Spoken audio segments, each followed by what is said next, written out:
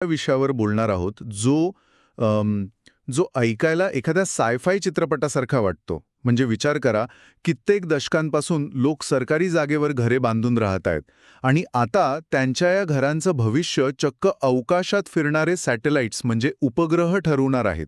हो ना, अगदी खरंय. ऐकायला खूपच वेगळं वाटतं हे, पण हे अगदी वास्तव आहे. महाराष्ट्र शासनाने नुकताच म्हणजे 25 मार्च 2026 रोजी एक खूप महत्वाचा निर्णय घेतलाय. आणि त्यानुसार 1 जानेवारी 2011 पूर्वीची जी सरकारी जमिनीवरची निवासी अतिक्रमणे आहेत ना, ती सरकार नियमित करणार आहे. आणि त्यासाठी खरोखरच उपग्रहांच्या तंत्रज्ञानाची मदत घेतली जाणार आहे. काय सांगताय? म्हणजे ज्यांच्याकडे स्वतःच्या हक्काचं घर नव्हतं त्यांना आता अधिकृत कायदेशीर मालकी मिळणार. पण हे सगळं कसं काम करणार? कारण कसं आहे, सरकारी जमीन अशीच कोणालाही देणे म्हणजे मोठा वाद होऊ शकतो. नक्कीच होऊ शकतो. आणि म्हणूनच सरकारने याला काही कडक नियम आणि क्षेत्रफळाच्या अटी लावल्या आहेत. सगळ्यात पहिला आणि महत्वाचा नियम म्हणजे 500 चौरस फुटांपर्यंतचे बांधकाम पूर्णपणे विनामूल्य नियमित केले जाईल. थांबा, 500 फुटांपर्यंत मोफत. हे तर एखाद्या मोबाईल ॲपच्या फ्रीमियम मॉडेलसारखं झालं. म्हणजे मूलभूत गरज मोफत, पण त्याहून जास्त हवे असेल तर पैसे मोजावे लागतील, असं काही सर? हो, बरोबर. तशी उपमा द्यायला काहीच हरकत नाही.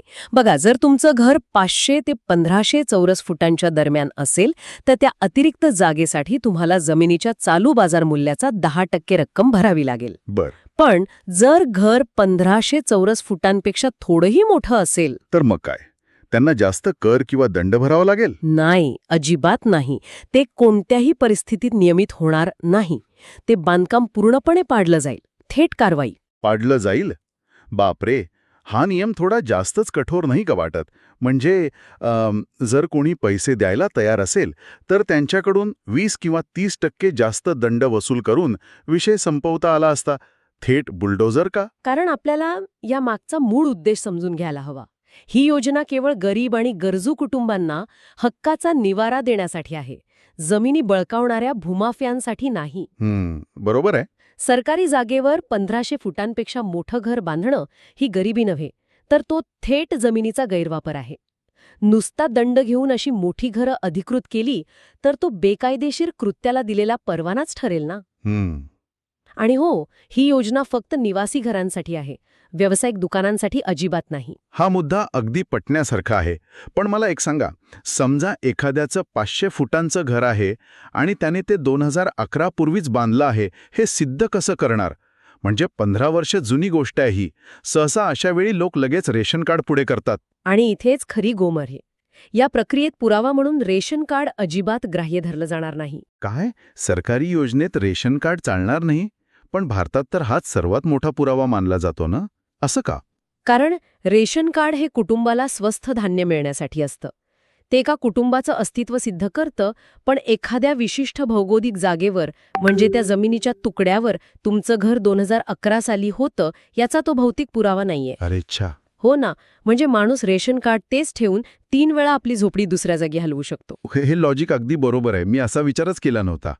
मग पुरावा म्हणून नक्की काय द्यायचं? वीज बिल, मालमत्ता कराची पावती किंवा त्या पत्त्यावरील मतदार यादीतील नाव. आणि मघाशी आपण ज्याचा उल्लेख केला ते सॅटेलाइट इमेजरी, उपग्रहाने घेतलेल्या जुन्या छायाचित्रांवरून हे स्पष्ट दिसतं की 2011 साली त्या विशिष्ट अक्षांश रेखांशावर खरोखर एखादं छप्पर होतं की नाही. हे भारी आहे. म्हणजे तंत्रज्ञानामुळे खोटे पुरावे देऊन किंवा लाच देऊन कोणीही घर लाटू शकणार नाही. पण तरीही घर नावावर करून घ्यायचं आणि लगेच दुसऱ्या दिवशी विकून नफा कमवायचा, हे तर लोक करू शकतात ना? त्यासाठी एक भक्कम कायदेशीर अडथळा आहेच. नियमित झालेलं हे घर पुढील 5 वर्ष कोणालाही विकता येणार नाही, भाड्याने देता येणार नाही किंवा हस्तांतरित करता येणार नाही. म्हणजे लॉक इन पिरियड आहे तर? अगदी बरोबर. शिवाय संपूर्ण राज्यात एका कुटुंबाला फक्त एकदाच हा लाभ मिळेल. यातून हे सुनिश्चित होतं की ज्यांना खरोखरच घराची गरज आहे तेच तिथे राहतील. एकंदरीत हा पूर्णपणे गरिबांच्या घरांच्या सुरक्षिततेचाच विचार आहे. या योजनेचा लाभ घेण्यासाठी लोकांकडे किती वेळ आहे? 31 डिसेंबर 2026 ही अर्ज करण्याची अंतिम मुदत आहे. ग्रामीण भागात ग्रामसेवक किंवा तहसीलदार, तर शहरी भागात महानगरपालिकेच्या अधिकाऱ्यांकडे हा अर्ज करता येईल. खूपच छान माहिती दिलीत. हे सर्व खरोखरच थक्क करणार आहे. जुन्या काळात केवळ फायली आणि कागदपत्रांच्या जंजाळात अडकणाऱ्या सरकारी योजना आता चक्क उपग्रहांच्या छायाचित्रांवरून पडताळल्या जात आहेत. अवकाशातील तंत्रज्ञानाच्या मदतीने जमिनीवरील एका गरिबाचं घर आज सुरक्षित होतंय. नक्कीच. हा खूप मोठा बदल आहे. तंत्रज्ञानामुळे भविष्यात प्रशासकीय पारदर्शकता आणखी किती बदलेल आणि जुन्या भ्रष्ट पद्धतींना कसा आळा बसेल ही खरोखरच विचार करण्यासारखी गोष्ट आहे. आजच्या सखोल चर्चेत आपण इथेच थांबूया.